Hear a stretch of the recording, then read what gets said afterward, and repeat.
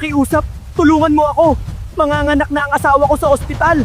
Hindi ko pwedeng sayangin ang kahit isang minuto. Agad na binuksan ng mekaniko ang bakal na pinto.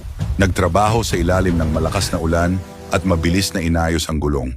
Nagpasalamat ang lalaki at iniabot ang makapal na pera, ngunit umiling ang mekaniko. Hindi na kailangan, pumunta ka na sa pamilya mo. Pagkalipas ng 10 taon, inatake sa puso ang mekaniko. Napakamahal ng operasyon. Nangutang ang kanyang anak upang maipagamot siya sa pinakamagaling na ospital. Matapos ang matagumpay na operasyon, nanginginig ang kanyang mga kamay nang buksan ang bill. Ang ikinagulat niya ay ito, halaga 0. Nakasulat doon, matagal mo nang binayaran ang bill na ito.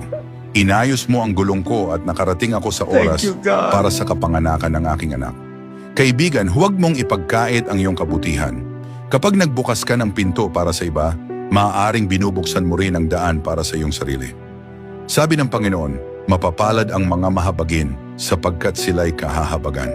Kung naniniwala kang laging pinagpapala ng Diyos ang mga mabubuti, amen at ishare ito sa isang taong nangangailangan ng pananalig.